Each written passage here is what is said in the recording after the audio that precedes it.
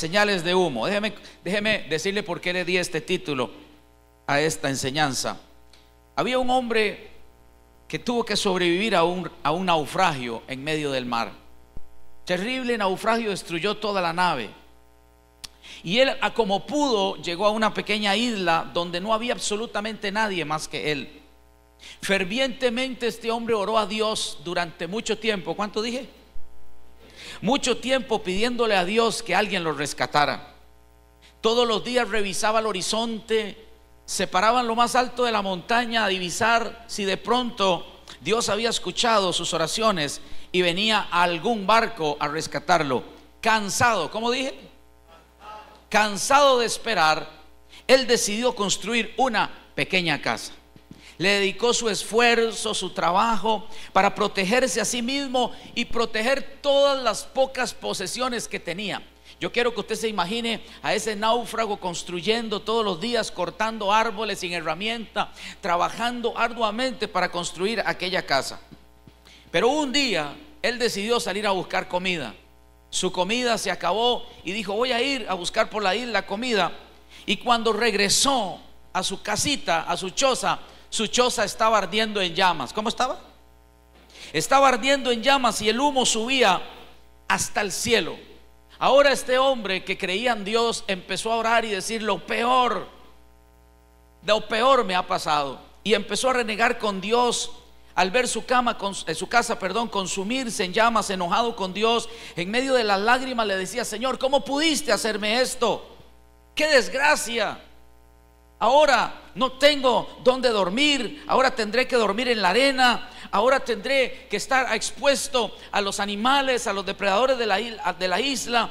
Finalmente el hombre se quedó dormido renegando con Dios. Al día siguiente, ¿cuándo? Oyó el sonido de un barco que se acercaba.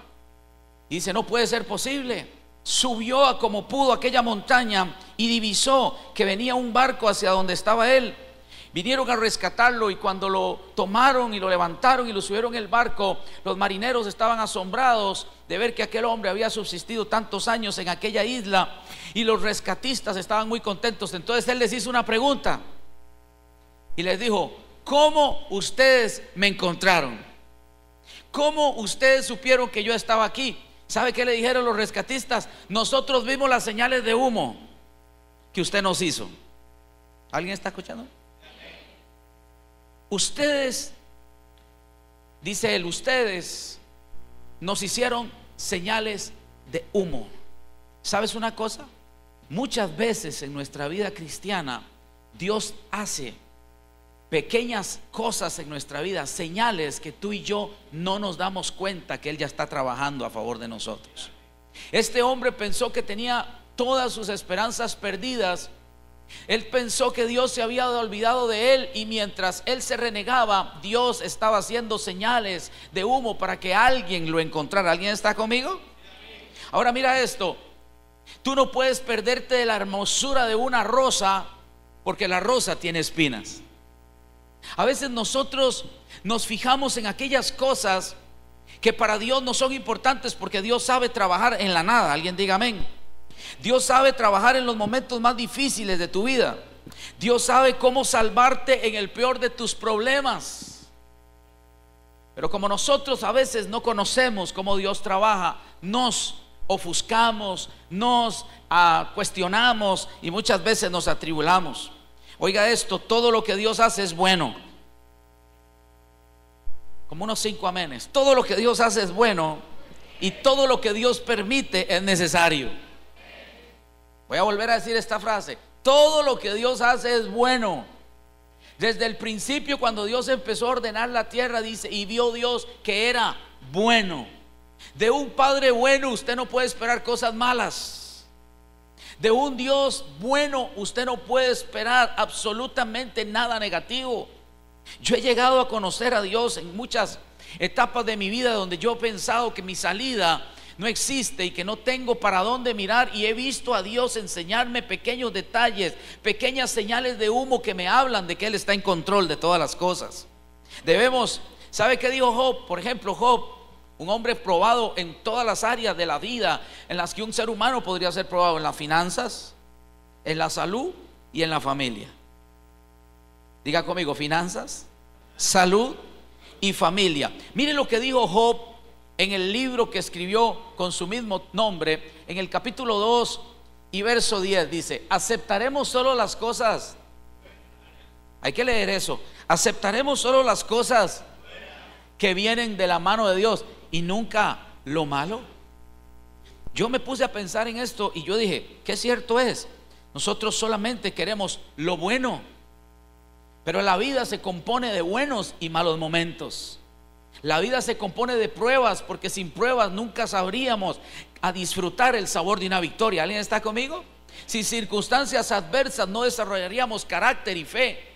¿Qué dije? Carácter y fe. Como nosotros, Job tuvo que enfrentar una decisión muy difícil, que era: o rechazo mi proceso o aprendo a ver a Dios en mi proceso. Todos estamos en diferentes circunstancias, todos. La iglesia a veces vive circunstancias difíciles, pero en respuesta al sufrimiento y a la pérdida, escúcheme bien, tenemos que aprender a confiar en Dios. Alguien diga conmigo, amén. La esposa de Job, obviamente, la esposa de Job también sufrió pérdidas igual que Job. A veces no entendemos que ella vivió lo mismo que vivió Job.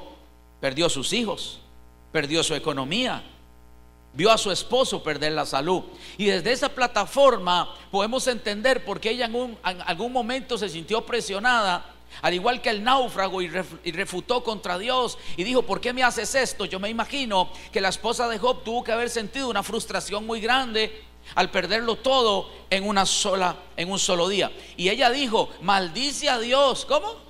Maldice a Dios y muérete. Eso le dijo ella. Pero ¿qué vivía ella? ¿Cómo lo sentía ella? Muchas veces decimos, y hemos predicado de la esposa de Job y hemos dicho: oh, qué mujer más insensata. Job lo perdió todo, también tenía que haber perdido la doña, algunos dijeron. Porque imagínate que tu esposa venga y te diga: maldice a Dios y muérete. Pero hay que ponerse, como mi esposa lo escribe en su libro, hay que ponerse en los zapatos de esa mujer para entender por qué ella habló desde la plataforma del dolor. Ahora, hay algo que podemos hacer, y Job decidió seguir el consejo de Dios. ¿Cómo? Job, en vez de seguir el consejo de su esposa, él decidió seguir el consejo de Dios. Y aquí es donde empieza la sabiduría. Muchas veces el consejo puede venir de quien más amas. Se fueron los amenes. Muchas veces el mejor consejo que usted y yo podamos recibir, o pues estar recibiendo, puede ser de aquella persona a quien admiramos y respetamos. Pero yo, entre el consejo del hombre, prefiero el consejo de Dios. Y Job dijo: no, yo prefiero escuchar sabiduría en medio de mi proceso. Yo prefiero, mira lo que dijo Job: yo prefiero aceptar la autoridad de Dios sobre mí. Porque cuando uno entiende y aprende a aceptar las cosas que le están pasando como que vienen de Dios, escúcheme bien, se puede dar cuenta que Dios está en control de todo. Diga conmigo: Dios está en control de todo. Lo que estés pasando, lo que estés atravesando, lo que estemos viviendo nosotros como iglesia, Dios lo tiene en control. Ya cuando hemos pasado por muchos baches, y cuando hemos encontrado muchas dificultades, nos damos cuenta, escúcheme bien, que Dios siempre estuvo en todo el proceso. Alguien diga conmigo, amén. Así que la próxima vez que usted se encuentre en una prueba, en un problema, pregúntele a Dios: ¿por qué está llamando tu atención? Yo siempre he pensado que en los problemas que me pasan y en las dificultades, Dios me quiere enseñar algo. Hay personas que en el problema y en el proceso no quieren ver nada bueno. Pero cuando tú eres maduro, ¿qué dije? Cuando tú eres maduro y has aprendido a conocer un poquito a Dios, porque ¿quién puede conocerlo en su plenitud? Pero cuando conocemos un poquito cómo Dios opera, uno dice: Dios está llamando mi atención. La Biblia dice en el libro de Oseas, que es el libro más cursi que hay. ¿Cuál es? Oseas. En el libro de Oseas, el Señor le dice al pueblo de Israel: te hice pasar por el desierto para volverte a enamorar de mí. Ese pasaje sí que me gusta recordarlo en mi vida, porque yo me he dado cuenta que en los difíciles momentos que he pasado, lo único que Él estaba haciendo era llamando mi atención. Porque hay personas que solo oran cuando están en problemas. Hay personas que solo se quebrantan delante de Dios cuando les tocan algunas partes sensibles de su alma, cuando Dios desea que tú quebrantes tu corazón todos los días, cuando el Señor desea escucharte todos los días, porque Él te cela, dice celosamente, te anhela celosamente. Pero a veces necesitamos procesos, necesitamos problemas, necesitamos adversidades para que nosotros podamos volver nuestra mirada al Señor. ¿No dice la Biblia que Esteban, cuando estaba en problemas y lo estaban apedreando, miró al cielo? Porque a veces solamente cuando estamos recibiendo golpes podemos alzar nuestra mirada y recordarnos que tenemos un Dios que nos ama. Algunos han usado la frase: Dios no es un Dios bombero. ¿Por qué? Porque siempre que hay un incendio en su vida, acuden a Dios.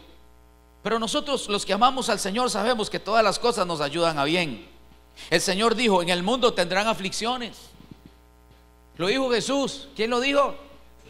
Jesús dijo: en el mundo van a tener aflicciones, pero no se preocupen, tengan confianza, no teman, yo he vencido al mundo. O sea, el Señor nos está enfrentando con algo o con cosas que ya Él superó. Alguien diga amén. Entonces, mire este pasaje lo que dice, porque hay que tratar de entender un poco la forma en que Dios piensa. Eclesiastés capítulo 11 me hace pensar de que Dios es todopoderoso y Él tiene el control. Así como no sabes cómo entra el espíritu en una criatura que está en el vientre de su mamá, así tampoco sabes lo que hace. Así tampoco sabes lo que hace Dios, que es creador. ¿Sabes qué es lo que está diciendo Salomón? Dios es todopoderoso. Él sabe lo que está haciendo. Cuando David dice: en el vientre de mi madre fui formado, David le está atribuyendo a Dios que todo lo que él era y todo lo que él tenía había sido planeado por un Dios inteligente. Cuando Dios te creó, Dios no recibió consejo de nadie para decir qué estatura te iba a dar. ¿Alguien está conmigo? Dios, cuando te formó pensando en el diseño perfecto de lo que tú eres y lo que tú harás en esta tierra. Pero Dios no recibió consejo de nadie. Mire, cuando Dios quiso que yo naciera, ni mi mamá ni mi papá opinaron de qué color de ojos yo iba a tener. ¿Alguien está conmigo? Que por cierto los tengo verdes. Nadie opinó. Dios estaba trabajando en el vientre de mi mamá, formándome a mí. Eso es lo que dice David: tú me formaste, tú me hiciste. Wow, yo quiero pensar que tú eres el diseño más perfecto que Dios creó, porque naciste en la mente de Dios. Probablemente si hubiese recibido muchos consejos, hubiese sido de otra estatura, hubieses tenido otro color de piel, hubieses sido de otra nacionalidad. Pero no, Dios te planeó tal y como eres, porque tienes un gran propósito en esta vida. Gracias a Dios por los que dicen amén. Usted tiene un gran propósito porque usted fue planeado por una mente divina, una mente todopoderosa. Ahora, aquí Salomón está diciendo: así tampoco sabemos cómo hace Dios las cosas. Dígale al que está a la par: es que yo no sé cómo hace Dios las cosas. A veces creemos entender, pero no entendemos. Ahora mira, quiero entrar en detalles todavía más pequeños. Dios es un Dios de cosas grandes, pero Dios es un Dios de detalles pequeños también. Mira lo que dice acá en el libro de Mateo, por ejemplo, hablando de cosas pequeñas, de los detalles de Dios. No se venden 2 pajarillos por un cuarto, con todo, ni uno de ellos. ¿Cuánto? Es para ver si están dormidos. Esos son efectos especiales que ponemos. No se venden 2 pajarillos por un cuarto, con todo, ni uno de ellos cae a tierra sin vuestro Padre, pues aún vuestros cabellos ¿están qué?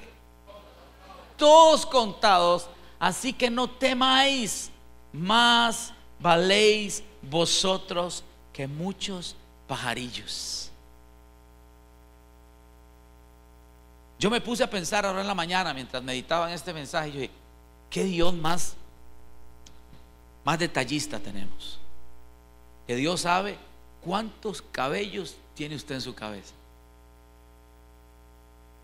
Dios sabe cuántos se le han caído o cuántos se le cayeron ya. Hay algunos que ya se le cayeron casi todos. Hay algunos que vamos para allá. Pero Dios tiene el control, diga conmigo, de todo. Dice: mira, Graving, hoy se le cayeron 30 pelos cuando se bañó. Y yo digo: ¿por qué Jesús escribiría algo tan que pareciera que no tiene significancia, pero cuando tú conoces el corazón y la mente de Dios, te das cuenta de que Dios, aún en las cosas más pequeñas, tiene control. Cuando yo leo Mateo y me doy cuenta de ese pasaje, yo digo: wow, el Dios de las montañas, el Dios que abrió el mar rojo, el Dios que hizo descender piedras de granizo para matar a sus enemigos, el Dios que derribó con sus puños los muros de Jericó, el Dios que le arrancó. Yo quiero que usted se imagine a Dios arrancándole las carretas a los carros del faraón para que quedaran enterrados en el mar. Todo ese Dios de cosas grandes también es un Dios de detalles pequeños. Y muchas veces Dios pone señales de humo que no son señales que tú pones, sino que las está poniendo Él, pero no las podemos percibir. En el libro de Hechos capítulo 2 y verso 18, no lo quise traer porque alguien me puede decir: ese pasaje es para aplicarlo al tiempo profético que viene, pero el Señor dice: haré prodigios en el cielo y en la tierra. ¿Qué dice? Haré prodigios en el cielo y en la tierra, y haré señales, y dice: y habrá humo. Porque Dios va a hacer cosas cuando tú estás en tu proceso que no necesariamente lo vas a entender, pero te vas a dar cuenta al final que Dios estuvo allí en medio de tu proceso. Dale un aplauso a Dios, dale un aplauso a Dios.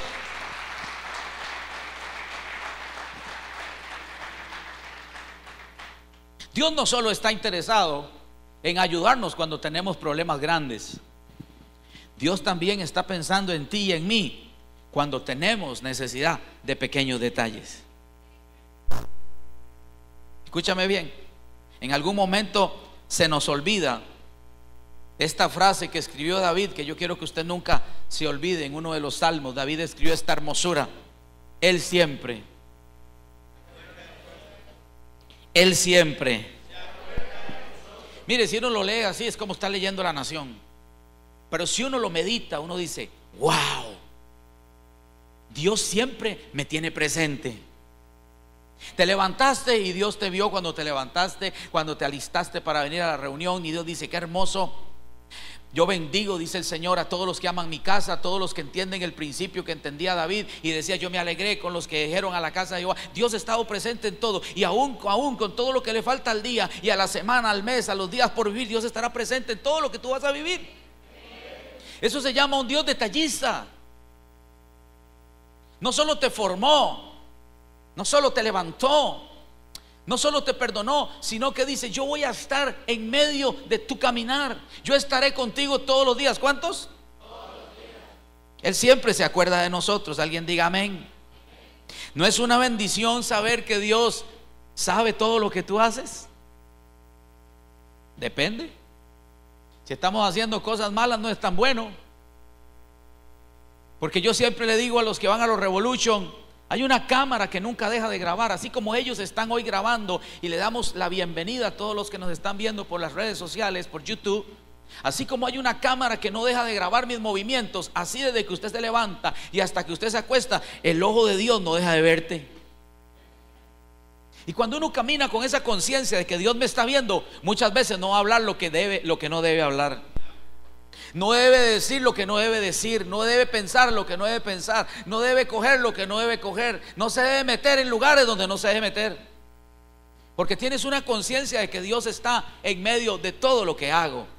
Dios está ahí cuando me baño, Dios está ahí cuando yo estoy en la computadora, Dios está ahí cuando estoy con la compañera de trabajo, Dios está ahí cuando yo voy a ser mandados a la feria. Dios está ahí y conoce cada conversación, conoce cada una de mis acciones. David decía: solo Dios conoce el corazón porque Él lo examina. ¿Qué dice? Entonces tenemos que entender que Dios está presente en todo. Pero recuerde, señales de humo son aquellas cosas que muchas veces no notamos, pero que Dios ya está haciendo para bendecir tu vida. Alguien diga amén.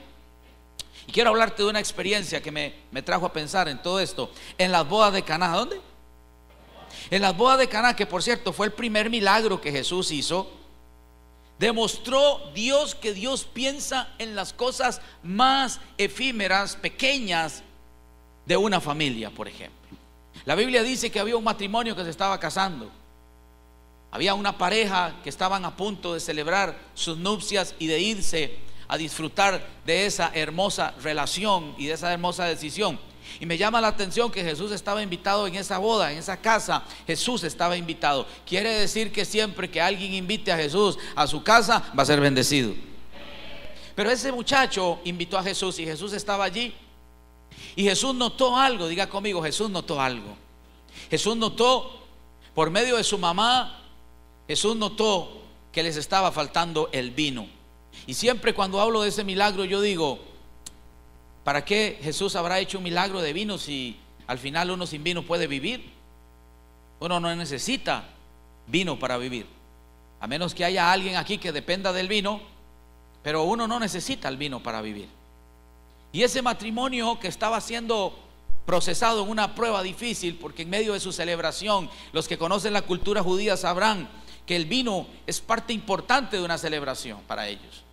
Y cuando Jesús se dio cuenta de que a esta pareja le estaba faltando el vino sin que la pareja lo pidiera, escúchame bien, sin que ellos fueran a pedirle a Jesús, ya había un trabajo de Jesús detrás de lo que ellos no esperaban. ¿Alguien está entendiendo lo que estoy diciendo? Lo que ellos no podían solucionar, ya Jesús lo iba a solucionar. Lo que muchas veces a nosotros nos hace falta, el cielo nos lo va a proveer. El Señor tiene detalles contigo y conmigo que son pequeñas cosas que tenemos que saber que Dios ya está trabajando.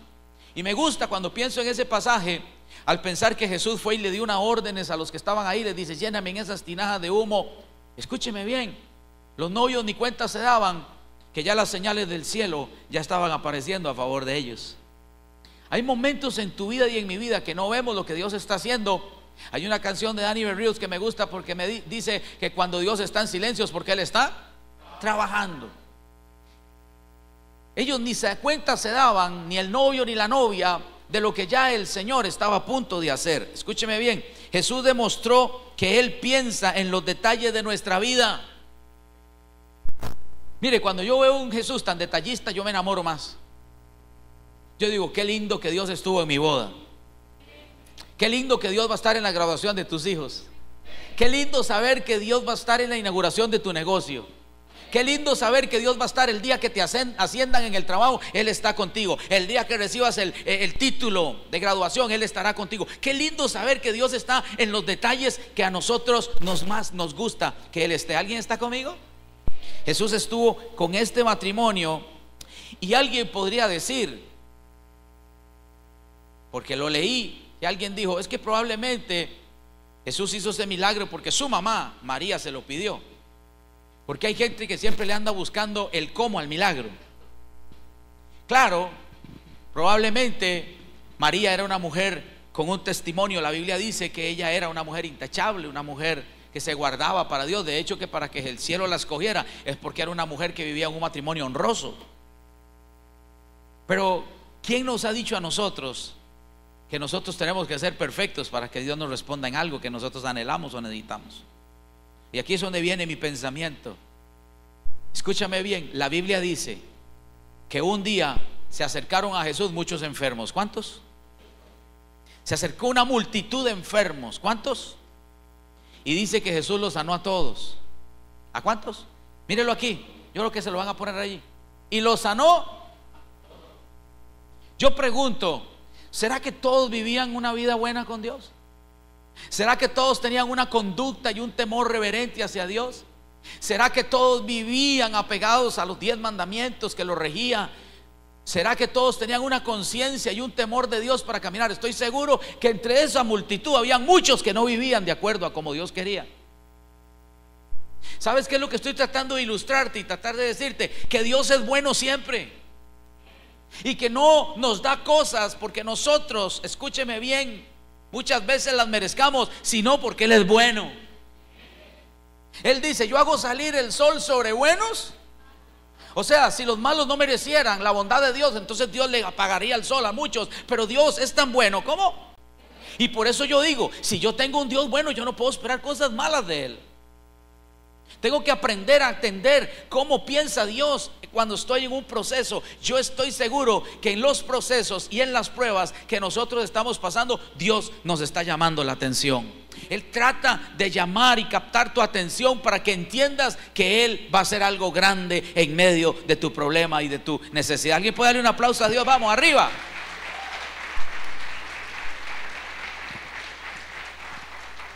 Entre esa multitud había mucha gente imperfecta. ¿Cuántos creen conmigo eso? ¿No dice la Biblia que todos eran seguidores de Jesús? Era gente imperfecta que cometía errores.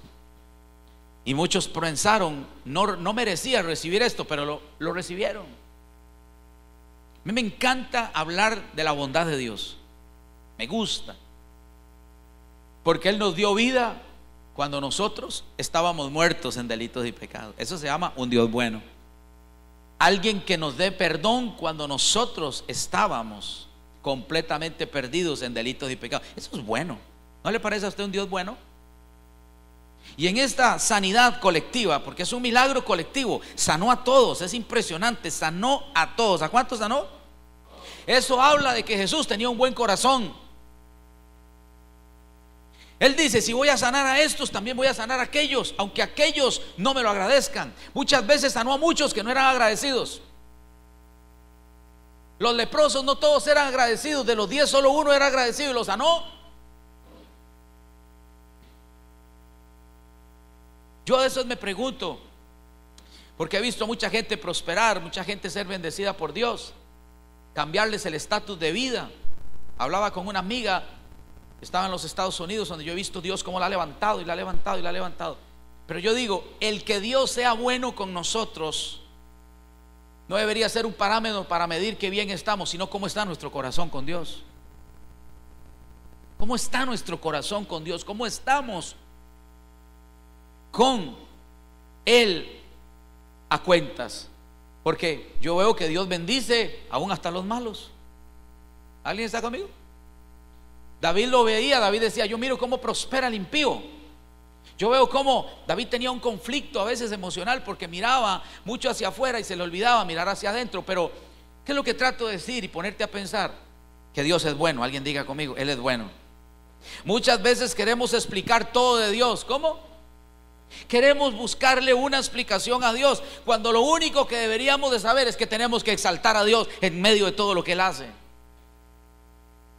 Muchas veces queremos a un Dios majestuoso e infinito poder medirlo. ¿Qué dije? A veces entendemos que Dios es poderosamente grande. Dios es infinito, es majestuoso, pero queremos aprender a medir a Dios.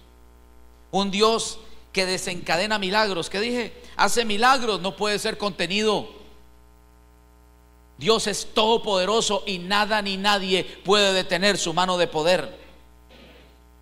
Escúcheme bien, un Dios amor. ¿Cómo?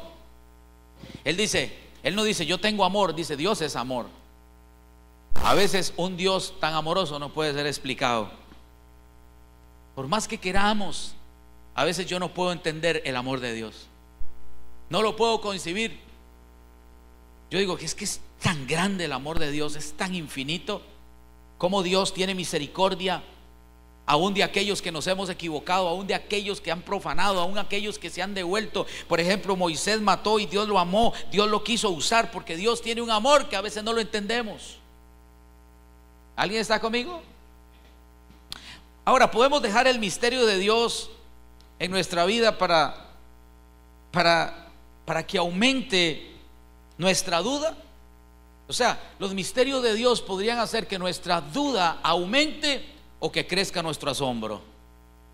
Yo prefiero que crezca mi asombro que pensar cómo Dios hace tantas maravillas, tantas cosas hermosas en medio de nosotros. Mire lo que dijo Job. Es hermoso, el libro de Job es hermoso. Job capítulo 11. ¿Puedes adentrarte en los misterios de... ¿Será que a veces podemos entrar en la mente de Dios para entenderlo o alcanzar la perfección del Todopoderoso? Escúcheme bien. Job pasó 37 capítulos de su vida, 37. Usted puede leer, el libro de Job tiene varios, creo que son como 41, 42 capítulos, 37 capítulos tratando de entender a Dios. Se hizo miles de cuestionamientos, hizo muchas preguntas, hizo muchas interrogantes, y en 37 capítulos Dios decide no hablarle a Job. ¿Qué hizo Dios? No hablarle, dejarlo en el proceso. Y es ahí donde a veces sentimos que nos morimos cuando no escuchamos a Dios. Alguien me escribió un día estos y me dice: pastor, no escucho a Dios. En mi proceso no lo escucho. Y yo le decía: a veces no es necesario escuchar a Dios, solamente hay que estar seguro de que Dios está con nosotros. Él está trabajando. Diga conmigo: Dios está trabajando. Escúchame bien. Y yo sé, porque los silencios de Dios a veces son difíciles de entender. Pero Dios a Job lo procesó en 37 capítulos y hasta en el 38 le habló. Y lo más hermoso es cuando él puede decir, después de haber pasado 37 capítulos escribiendo, ¿y quién sabe cuántos años le tomó? Mi esposa escribió un libro, le tomó casi 3 años. Yo no sé cuánto tiempo le tomó a Job entender su proceso. Pero lo hermoso es que cuando Dios le habla, Job puede decir: de oídas te había oído, pero ahora mis ojos te ven. O sea, que al final de su proceso Job pudo aprender a conocer a Dios. Y eso sí que es una ganancia. Eso sí que vale más que el oro. Eso sí que vale más que la plata. Eso sí que vale más que cualquier herencia. Aprender uno a conocer al Dios eterno, poderoso, que nos ama. Alguien diga amén.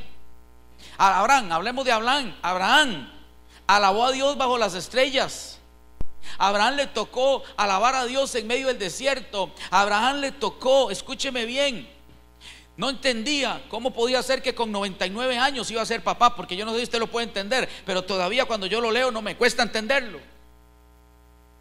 Cuando yo me pongo a pensar con 99 años que Abraham todavía anduviera fuerte ahí sexualmente, activo sexualmente, a mí me cuesta entender cómo un señor de 99 años podía estar pensando en procrear. Pero para Dios no hay nada imposible.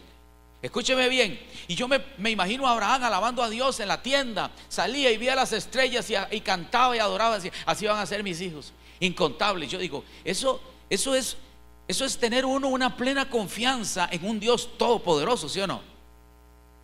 Pero Abraham aprendió a alabar a Dios en el desierto, en medio de la nada, cuando no tenía hijo. Por eso Abraham es un ejemplo de fe. Por eso se convirtió en el padre de naciones, porque pudo, escúcheme bien, vivir creyendo todos los días que Dios habría de cumplir una palabra en su vida. Eso es hermoso. Nunca abandonó su fe. Diga conmigo: yo nunca voy a abandonar mi fe. Nunca debe dejar de creer, porque lo que no pasó en un año, en 2, en 3, en 24 años, Dios lo hizo a Abraham en un día. Vamos, dale un aplauso a Dios. Dios es todopoderoso.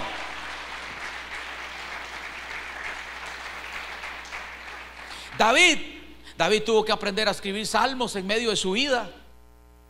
David tuvo que aprender a cantar con el arpa en medio de una cueva oscura, huyendo de lo que parecía que era el reinado, lo que era el trono. Es extraño. Yo digo, qué cosas nos toca pasar a veces en la vida, pero Dios siempre está en control. Alguien diga: Dios está en control. David le tocó huir y no entendía muchas veces por qué corría por su vida. Oye, David, tú vas a ser el rey, tú vas a ser el hombre que Dios escogió, pero tiene que andar huyendo, metido en cuevas. Tiene que andar huyendo del hombre a quien amaba, al hombre a quien le reconocía, tener un llamado especial de Dios, ser el hombre escogido por Dios en Israel, Saúl. Y Saúl lo miraba diferente. Qué bueno es cuando nosotros podemos mirar a la gente como Dios la ve y no como se merece que la veamos. Este David siempre miraba a Saúl como un ungido, aunque había caído. David siempre miraba en Saúl respeto y honra, aunque Saúl no sentía lo mismo por él. Aunque otros no te miren como Dios te mira, tú míralos a ellos como Dios los ve. Porque Dios te va a levantar a ti por la forma de tu corazón y no por la forma en que otros te ven. Es hermoso saber que David lo admiraba, que David lo amaba. Y muchas veces David huyó delante de él y en algunos momentos tuvo la oportunidad de levantar la mano y dice: Dios me guarde de levantar la mano contra el ungido de Jehová. Pero allí en el desierto David entendió que Dios siempre estuvo con él. A mí me llama la atención que David en medio del desierto transformara un ejército de débiles, de pobres, de endeudados, de hombres sin carácter, de hombres que tenían miedo en soldados valientes. ¿Sabes dónde los formó? En el desierto. El desierto forma a los mejores soldados. Si tú quieres ser un hombre grande de Dios, aprende a pasar por los desiertos, porque en los desiertos es donde Dios forma a sus verdaderos líderes. Ahí los formó David. Y ahí los convirtió en hombres matagigantes. Pero David estuvo en todo ese proceso alabando a Dios. Alguien diga conmigo amén. Los israelitas tuvieron que alabar a Dios en medio del desierto también. ¿En dónde? En medio del desierto, en medio de la nada. Yo me puse a pensar, porque bueno, es que dice la Biblia que meditemos en la palabra. ¿Se acuerda que yo le enseñé un día esto del poder de meditar? Yo me ponía a pensar. Aquí tengo gente que estudia teología, gente que... Y yo me pongo a pensar, ¿verdad? Y yo digo usted sabe lo que es uno andar en el desierto. Bueno, yo no sé si usted ha tenido esa experiencia, o por lo menos lo ha visto en televisión, pero yo estuve ahí y yo sé lo difícil que es el desierto. Pero yo quiero que usted se imagine que Israel, desde que salió del desierto, Dios les puso un aire acondicionado aquí, una nube. ¿Alguien está conmigo? En el desierto Dios hacía que aquella nube destilara un rocío ahí para que estuvieran fresquitos. ¿Alguien está conmigo? Usted dice, pastor, ¿pero dónde dice eso la Biblia? Es que en ninguna parte usted ve que Israel en algún momento se reclamara que estaba sofocado por el calor. Ni tampoco en ninguna parte de la escritura reclamaron cuando no tenían agua. Reclamaron cuando tenían ganas de comer, pero nunca tuvieron problemas con el sol ni con el frío. Nunca reclamaron porque no tenían ropa. Yo quiero que usted se imagine cómo puede ser uno, un chiquillo de 15 años, ir creciendo y cumplir 45 y que le quede el pantalón, bueno, la bata, los zapatos, lo que usted quiera. ¿Usted alguna vez se ha puesto a pensar en esas pequeñas señales de humo que muchas veces no vemos? Esas pequeñas cosas que para muchos pasan inadvertidos, pero que alguien que se pone a leer la escritura dice, ¿cómo puede ser posible que conforme fue creciendo el pie le creció la chancleta? ¿Alguien está conmigo? Eso sucedió. Dios estuvo con ellos siempre, desde que los sacó hasta el último día. Dios estuvo y ha estado con Israel, porque Dios no abandona nunca lo que Él comienza. Él dice, yo empecé una buena obra en vosotros. Alguien diga, gloria a Dios. Que me gusta porque Dios todo lo que hace lo hace bueno. Dice, empecé una buena obra. Como dos por ahí. Empecé una buena obra y la va a terminar. Yo quiero que usted se imagine, Luis, Israel en la mañana, una sombra hermosa, rica. ¿Alguien está conmigo? Una hermosa sombra, preciosa. Seguro dejaba estilar ahí un poco de agüita, algo hermoso. Ellos estaban fresquitos ahí. Y cuando ellos decidían caminar, porque la nube se movía, en la noche se convertía esa nube en una columna de fuego. ¿De qué? Y los calentaba por la noche. Y día gratis, porque yo en mi casa, para poderme enfriar, tengo que poner el aire. Y entre más lo pongo, más me cuesta. ¿Alguien está conmigo?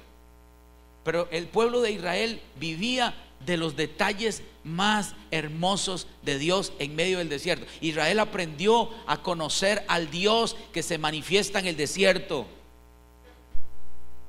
Lo mejor que a usted y a mí nos puede pasar es conocer al Dios que se manifiesta en el desierto. Escúcheme bien, Israel vivía de la mano poderosa de Dios. ¿De qué? Un día me puse a leer. Usted sabe, ellos salieron 3 millones de personas aproximadamente, pero en el desierto se multiplicaron. Ahí en el desierto empezaron a nacerle los hijos y las hijas. ¿Y usted alguna vez se ha puesto a pensar, si fueran 3 millones de personas, cuánta madera habría que conseguir para que toda esa gente cocinara? ¿Alguien está aquí conmigo?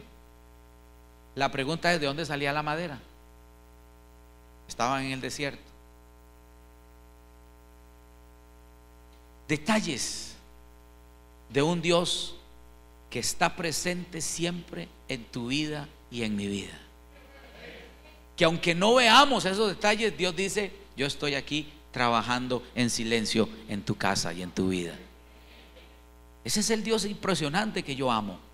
El Dios que cuando yo no lo entiendo, no se limita, sino que sigue trabajando en su propósito.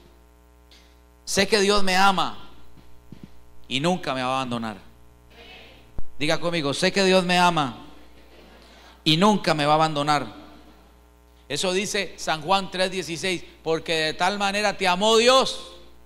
O sea que lo que acabas de decir es una verdad. Diga conmigo, yo sé que Dios me ama y que nunca me va a abandonar.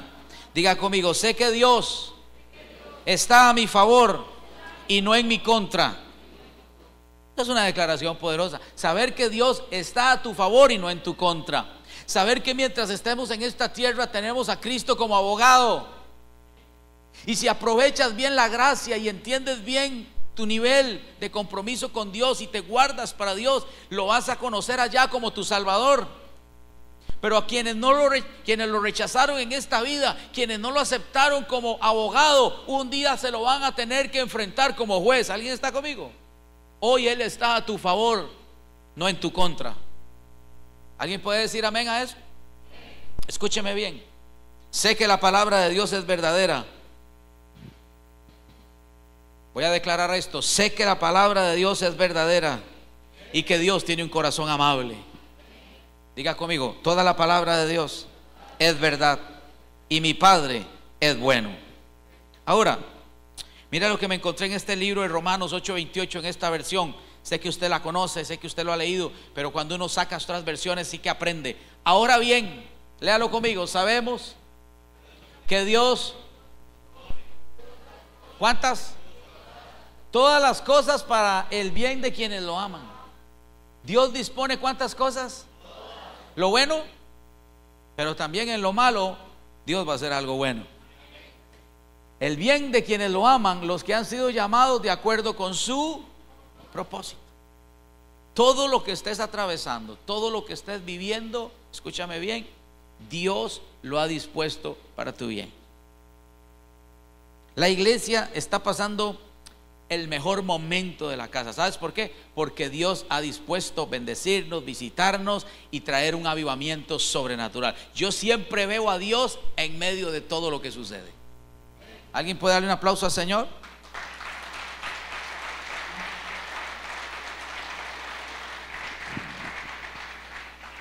Señales de humo. ¿Qué son señales de humo para mí? Aquellas cosas que a veces son imperceptibles al ojo humano, pero que son provocadas por Dios para traerte una bendición muy grande. Mira esta historia y con esto termino.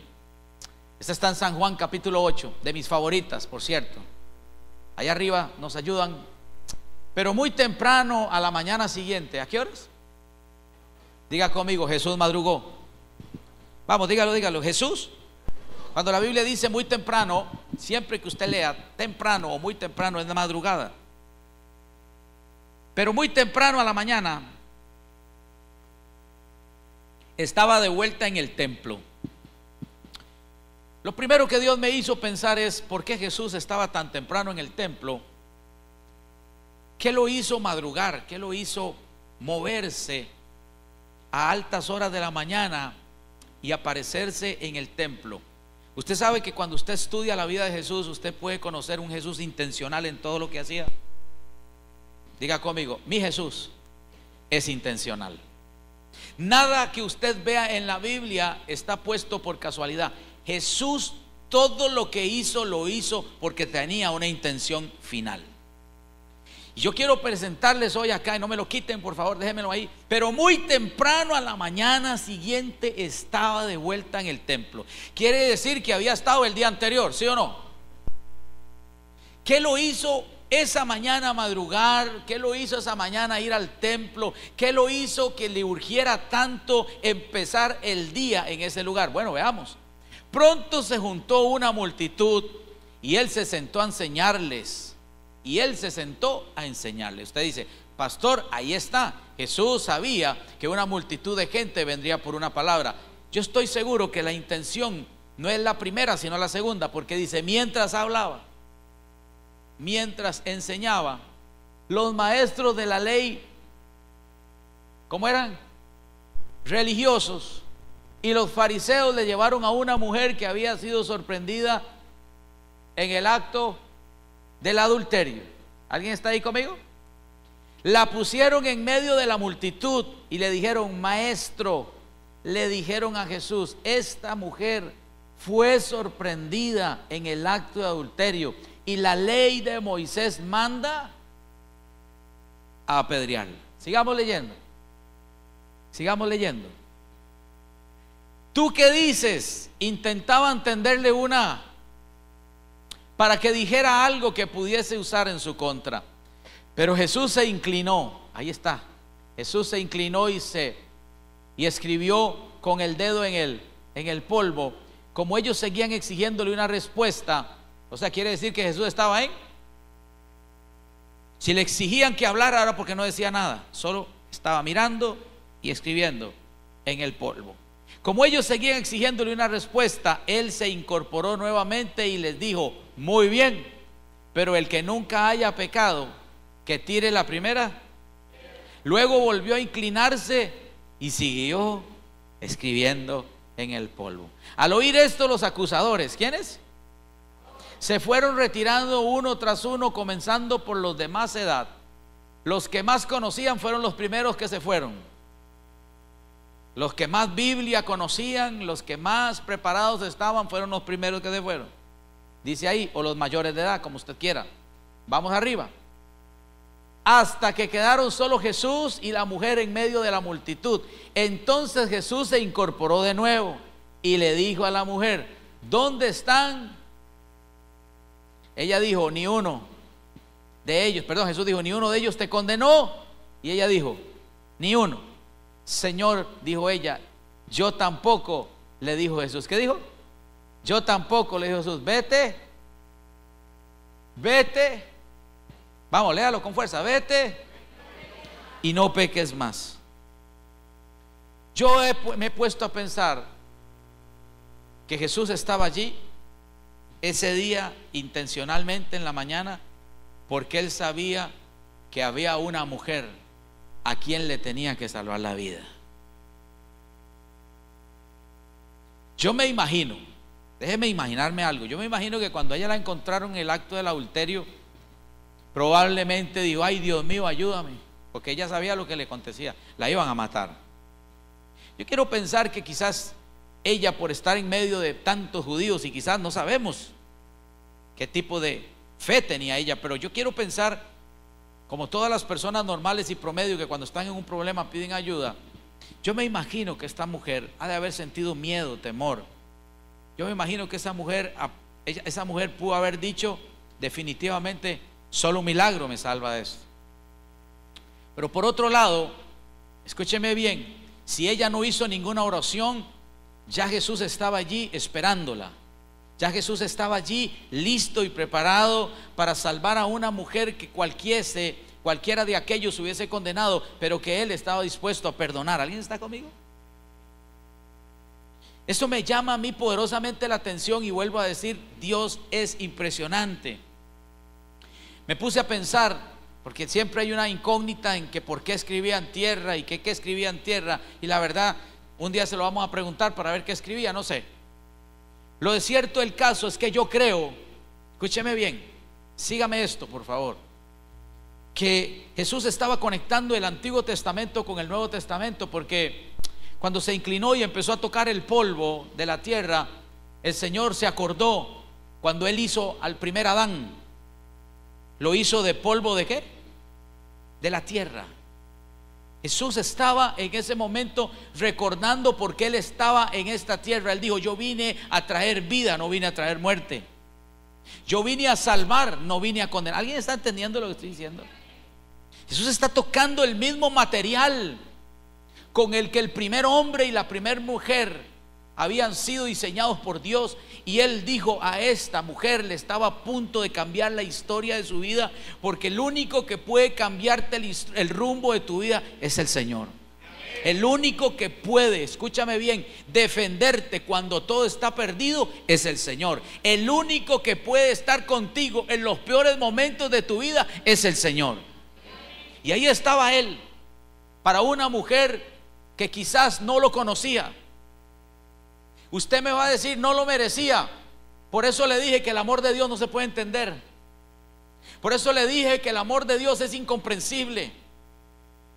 Ahí estaba Él esperando a aquella mujer. Se levantó temprano, madrugó, se preparó.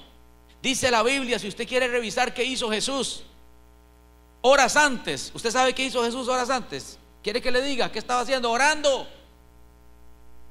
Dice la Biblia que se había apartado a un lugar solo a orar. Solo en 3 ocasiones en la Biblia aparece que Jesús se fue a un lugar solo a orar porque tenía algo muy importante que hacer. Primera vez que Jesús se fue a un lugar a solas a orar es porque tenía que escoger sus 12 discípulos. Pasó toda la noche en oración diciéndole al Padre: Señor, dame 12 hombres que me puedan acompañar para transformar el mundo. No era una oración sencilla escoger a 12 hombres. Tenían que ser dirigidos por el Padre, tenía que ser dirigidos por el Espíritu Santo. Y una, escúcheme bien, decisión de peso amerita que oremos. Yo no sé cómo hay gente que toma decisiones sin orar. Yo, antes de tomar una decisión con alguien, con un líder y lo que sea, mi esposa y yo oramos. Y Jesús se fue y se apartó a un lugar, diga conmigo, solo. Y allí empezó a recibir revelación. Mateo, ok, Mateo. Juan, Judas. Y escogió a 12, ¿a cuántos? Imagínense, Jesús pasó toda la noche orando y aún así escogió a uno que estaba maluco. Ahora imagínense, si no hubiera orado, seguro escoge a los 12 malos. ¿Alguien me está entendiendo? Hay oraciones y hay decisiones en tu vida que ameritan que oremos y le pedamos a Dios dirección. Y Jesús se apartó toda la noche en oración para pedirle al Padre dirección. Segunda ocasión en que yo encuentro a Jesús orando toda la noche, estoy hablándole Biblia, fue la noche del Getsemaní, cuando dice que pasó toda la noche en oración porque también tenía que enfrentar una difícil prueba. Usted quiere atravesar difíciles pruebas en victoria, ore. Dale un aplauso a Dios si quiere, déselo, claro. Cuando usted sepa que estás en prueba, no te quejes, ora. Y ahí vas a entender el plan de Dios. Se metió en oración toda la noche, diga conmigo, toda la noche. Se llevó a los discípulos, pero los discípulos no aguantaron y se quedaron dormidos. Entonces él siguió orando toda la noche. ¿Cómo? Tercera ocasión en la que Jesús ora toda la noche para enfrentarse a una multitud enfurecida y con la verdad o con una razón en la boca, porque él sabía que ese día tenía que enfrentar a la gente más peligrosa que había en Israel, que eran los religiosos. ¿Alguien está conmigo? Él sabía que una mujer que iban a querer matar, que esa mujer estaba sorprendida, porque a Dios nadie lo puede sorprender. ¿Alguien está conmigo? Jesús se fue a preparar toda la noche. ¿Cuánto? Porque tenía que quebrarle la cabeza a un espíritu religioso que se iba a levantar para condenar a una mujer en su presencia, y él es salvación, él no es condenación. Venían con odio y Jesús no es odio, Jesús es amor. ¿Cuánto tiempo pasó en oración? Toda la noche, Pastor Diego. Y ahí es donde aparece en el capítulo que estábamos leyendo, San Juan capítulo 8 o 9, si me lo ponen arriba, 8, que dice que a la mañana siguiente, ¿cuándo? O sea, en pocas palabras, Jesús pasó en vela, en vigilia toda la noche. No se acostó, no durmió, porque él tenía un propósito de salvar a una mujer que se convertiría en una mujer clave en su reino. Dígame si eso no se llaman detalles de Dios. Dígame usted si esa mujer no podría decir: yo pensé que iba a morir, nunca vi las señales de humo que el cielo estaba haciendo para salvarme. Dígame usted si Dios en nuestra vida no estará haciendo un montón de cosas que tú todavía no te has dado cuenta, pero que Él está trabajando para darte este año, este mes, esta semana, una gran bendición que tú no esperabas. Dale un aplauso a Dios porque Él está trabajando. Vamos, arriba, arriba.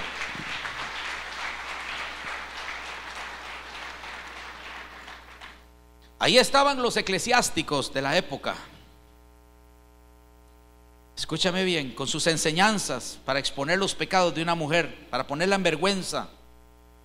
Porque la gente cree, escúchame bien, la gente cree que cuando desnuda nuestras faltas,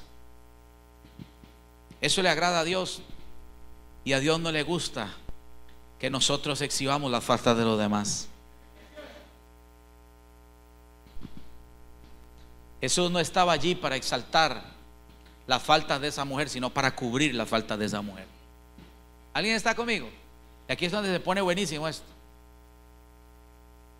Cuando entendemos el corazón del Señor, nos enamoramos más de Él. Alguien diga conmigo, amén. El Señor sabía cuáles eran las intenciones de esta gente. El Señor sabía que ellos se estaban convirtiendo en mensajeros. Escúchame bien, que querían dañar la reputación y la vida de esta mujer, pero Él estaba allí para traer sanidad, libertad y perdón a esa mujer.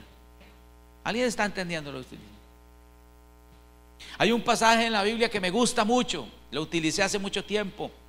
Está en el Salmo 23:5. Yo sé que ustedes saben el Salmo 23, todos se lo saben.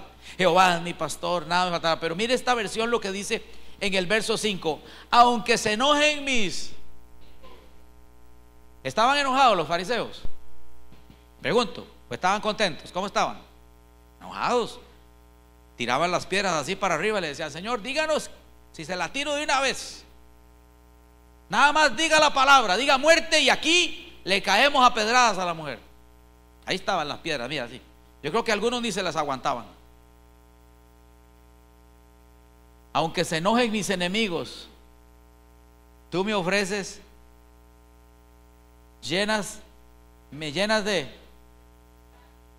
Yo creo que ese pasaje le calza bien a la mujer que agarraron en el acto de adulterio, ¿sí o no? David en algún momento dice: me rodearon los búfalos, me rodearon mis enemigos, pero el Señor siempre sacó la mano a favor mío.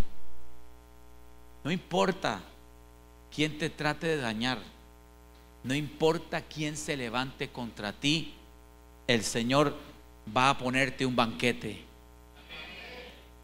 El Señor te va a sentar en una mesa para exhibir a todos tus enemigos.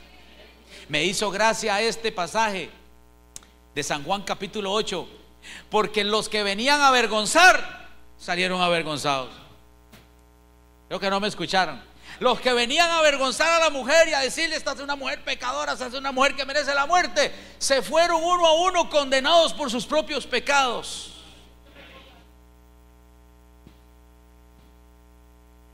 ¿Qué lección les dio Jesús? ¿Sí o no? ¿Qué cátedra de enseñanza les dio Jesús a aquella generación que se vestía de blanco por fuera, pero que tenía el corazón negro por dentro? ¿Alguien está conmigo? Jesús estaba allí intencionalmente porque nadie lo invitó. Él estaba allí porque Él nos demuestra que cuando más lo necesitamos, Él siempre va a estar allí. Nadie lo llamó. ¿Alguien lo llamó? Hay momentos en tu vida que aunque tú no lo llames, Él está ahí. Hay mañanas que aunque no tengas tiempo para orar y no te das cuenta, pero Él va contigo donde quiera que entres y donde quiera que salgas. Quizás no te has dado cuenta de cuántos accidentes te libró el Señor, no tuviste tiempo para ver, pero el Señor estuvo ahí detrás de cada momento, episodio de tu vida difícil. Él estuvo allí para librarte, porque Él dice: yo estaré contigo todos los días y te he cubierto y te he rodeado con mi misericordia. Yo no sé dónde están los que están rodeados de la misericordia de Dios, dónde están los hombres y mujeres que están gozando del favor de Dios, dónde están los hombres y mujeres que saben que Dios está planeando cosas buenas para ellos. Ese es el Dios que yo amo, el Dios de los detalles. A mí me llama la atención porque el Salmo 23 dice que Dios invita a tus angustiadores. ¿Cómo dice? Dios llama a sus angustiadores y se los pone enfrente a usted, y a usted lo sienta en una mesa. Eso dice el Salmo 23.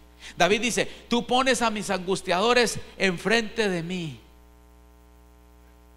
Yo quiero que usted se imagine a la mujer que, aunque no tenía mucha ropa, está sentada en la mesa.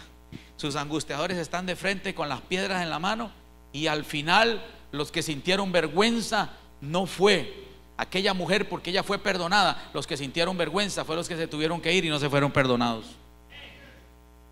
¿Alguien está entendiendo lo que estoy diciendo? La Biblia dice que Dios es amor. Alguien diga conmigo amén. El problema de no tener una buena relación con Dios, como la tenían los fariseos, nos hace hablar de Dios, pero nos hace no conocer el corazón de Dios. ¿Alguien está conmigo? El problema es que cuando no hay relación, ellos no tenían relación con Jesús. Hablaban las escrituras, pero no conocían al Dios de las escrituras. ¿Alguien está conmigo? Esto habla de que ellos conocían muy bien la letra, pero no conocían el espíritu. ¿Alguien está conmigo? ¿Qué hace Dios en tu vida y en mi vida cuando todos te acusan? Cuando la gente tiene una razón para juzgarte, cuando la gente tiene razones de peso para comer tus carnes, Él está trabajando en tu defensa. ¿Alguien está conmigo? Yo me imagino como cuando un abogado tiene un caso, ¿no? Los que hemos pasado por ahí. Yo tuve un caso laboral una vez, entonces me reunía con el abogado a planear la defensa. Vamos a hacer esto, calculando, si dicen esto, nosotros vamos a sacar este artículo por aquí. Yo quiero que usted se imagine a esa multitud enfurecida con toda la razón en la boca, porque yo pregunto, ¿tenían la razón o no tenían la razón? ¿Por qué se quedaron callados? ¿Tenían la razón de acusarla de adulterio, sí o no? Ah, bueno, no me asusten, porque entonces aquí sí hay que cambiar el mensaje. Sí tenían la razón, porque la encontraron en el mismo acto del adulterio. Ahí estaba la mujer. Lo extraño es que no trajeron al hombre, solo trajeron a la mujer. Machistas. Trajeron a la mujer y dice la escritura que se la llevaron a Jesús. Tenían toda la razón y la ley decía eso. La ley decía que la mujer o el hombre que era sorprendido en acto de adulterio tenían que ajusticiarlo o matarlo con piedra. Ellos tenían la razón. Y aquí es donde a mí me cabe esta frase que Dios me enseñó hace mucho tiempo cuando meditaba en este mensaje: cuando los hombres te den razones para condenarte, agárrate de las verdades de Dios para protegerte. Por encima de las razones de ellos hay una verdad divina que nos guarda y nos bendice, nos perdona y nos levanta. Escúchame, ahí estaba el Señor armando un escenario donde Él era el juez, Él tenía la última palabra. ¿Quién es el que tiene la última palabra? No escucho. ¿Quién tiene la última palabra? Es la gente la que tiene la última palabra contra usted. Es Dios el que tiene la última palabra. Ahí estaba todo, ahí estaba el estrado, estaban los acusados, estaba la acusada, estaban los que la acusaban y estaba el defensor. Aleluya. ¿Cuántos tienen ese abogado a su favor? Ahí estaba él, usando todo lo que tenía, todos los elementos que la tierra le permitía, usándolos a favor para salvar a aquella mujer. Y como lo único que tenía era polvo, entonces tocaba el polvo y decía: yo hice al hombre del polvo de la tierra, y yo creé al hombre para amarlo, yo creé al hombre para que me acompañara, yo lo creé para amarlo y que estuviera conmigo. ¿Para qué creó Dios al hombre? No dice que bajaba todos los días a estar con él. Dios amaba hablar con Adán, Dios amaba hablar con Eva. Dios nunca creó al hombre para destruirlo, ¿o sí? Pero los que estaban ahí querían destruir a lo que Dios había querido crear para darle vida y darle una calidad de vida. ¿Alguien está conmigo?